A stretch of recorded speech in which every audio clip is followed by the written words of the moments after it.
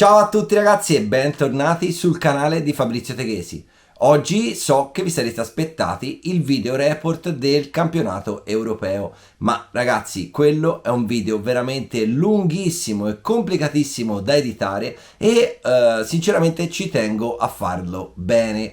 Quindi, non avendo molto tempo a disposizione, ho deciso di lasciarmelo per la prossima settimana. E di cosa parliamo oggi? Parliamo delle ultime novità Matrix. Perché ho deciso di parlare delle ultime novità Matrix? Primo perché le ritengo novità importanti e cose mai viste in commercio alla portata di tutti. E secondo perché ho fatto alcuni contenuti su Instagram, su Facebook e su TikTok e anche qua su YouTube come short, dove ho fatto vedere quali sono appunto queste novità e ho anche illustrato come si usano e come si montano. Molti di voi potrebbero non averle viste, tanti invece di voi l'hanno visto. Su Facebook abbiamo superato le 10.000 visualizzazioni, su Instagram siamo a più di 7.000, ma i commenti sono stati vari e sinceramente è il caso di fare alcune precisazioni. Quali sono le novità? Lo ripetiamo, le novità sono gli adesivi per identificare la mescola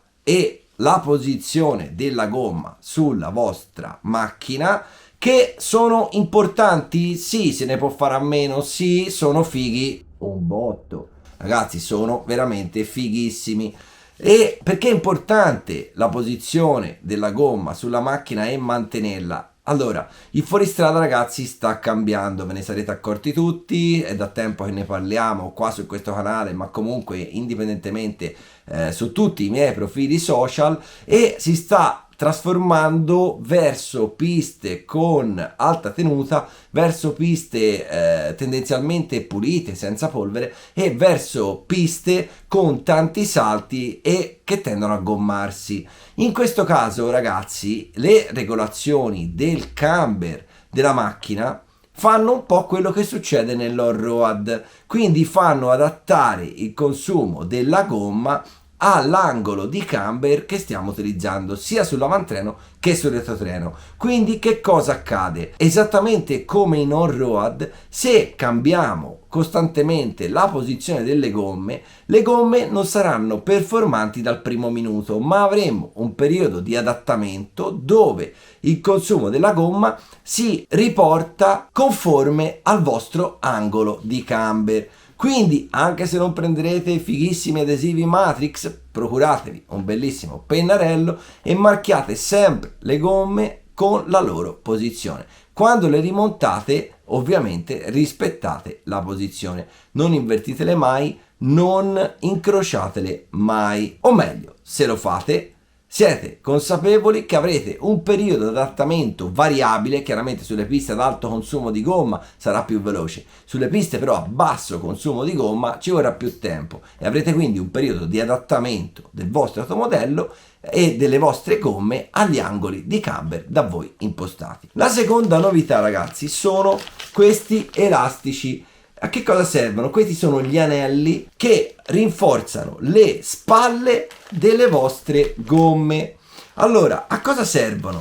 Servono per poter utilizzare una mescola più morbida su piste ad alto grip o anche a medio grip. Per esempio, se voi usate una soft e volete però avere la trazione di una super soft, potete montare l'anello sull'esterno della gomma di una super soft e ottenere praticamente la spalla di una soft con il battistrada di una super soft, quindi avrete più trazione e la macchina tenderà a non puntare. Ovviamente noi all'europeo lo facevamo con le medie, quindi usavamo l'elastico soft o medio con le gomme medie invece che con le hard. Voi tutti avete visto la pista del campionato europeo, sapete che è una pista che ha altissimo grip, altissima tenuta e ci ha veramente svoltato la situazione perché riuscivamo a usare una mescola più morbida rispetto a quella che avremmo dovuto usare, quindi la hard. Molti di voi nei commenti, quando ho fatto vedere questo prodotto,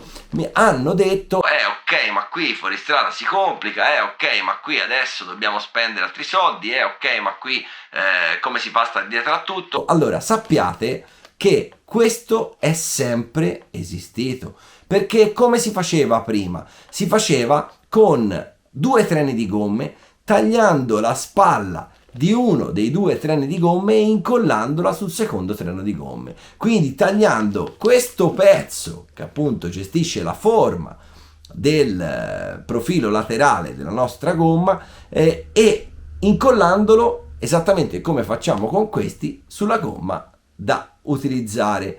Questo che cosa implicava? Implicava il fatto che per fare un treno di gomme ce ne volevano 2. Quindi per chi era questa cosa? A chi era rivolta? Chi lo faceva? Molti di voi non sapranno neanche che questa cosa si faceva, ma lo facevano i piloti ufficiali che avevano gomme in abbondanza e che si potevano permettere di tagliare un treno di gomme intero buono per creare la doppia spalla. Quindi in realtà, ragazzi, Matrix ha semplicemente messo a disposizione di tutti, perché ovviamente questi non costano quanto costa un treno di gomme intero da tagliare, una regolazione che era dedicata solo e soltanto ai piloti ufficiali.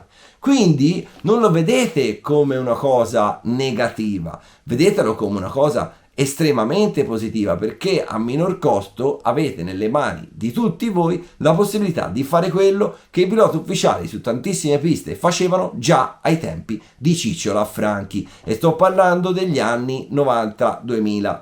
Quindi ragazzi, è una novità estremamente importante e a parer mio appunto estremamente innovativa, non tanto nel concetto che è sempre esistito, la doppia spalla o la spalla rinforzata, ma nella operatività, perché questi sono a un costo relativamente basso e soprattutto sono selezionabili a livello di mescola e soprattutto sono nelle mani di tutti voi. Voi siete sempre andati senza doppia spalla?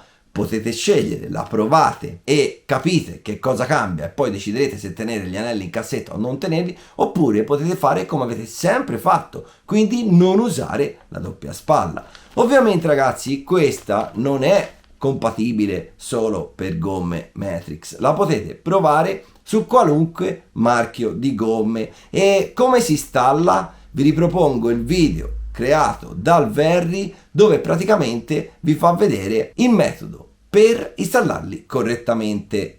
Allora abbiamo il nostro anello, lo inseriamo sopra il cerchio, lo posizioniamo sopra la spalla,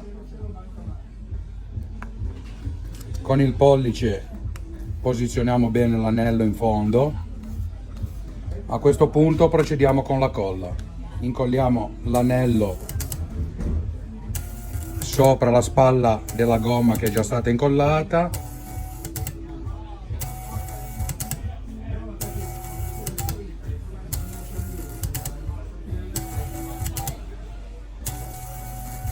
Mettiamo il tutto a riposare e poi successivamente monteremo la spugna. Avete visto ragazzi, l'installazione è abbastanza semplice, basta incollare da un lato la gomma sul cerchio, rigirarla e installare l'elastico con il sistema che vi ha fatto vedere il mitico Verri. Adesso però vi faccio vedere come lavora con la gomma montata. E come facciamo per vederlo? Tagliamo una gomma esaurita che ho usato al campionato europeo e vi faccio vedere in che posizione si trova la doppia spalla e soprattutto come va a modificare la spalla esterna della gomma. Guardate ragazzi, vedete in che modo il lato esterno differisce dal lato interno e vedete anche in che modo la controspalla calza con il foam di riempimento.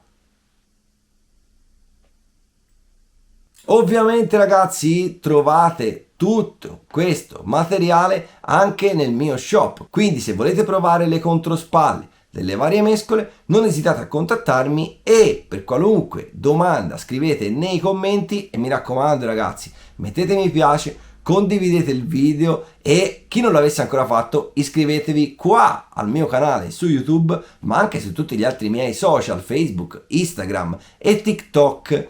Noi ci vediamo il prossimo mercoledì con un nuovo video. Ciao!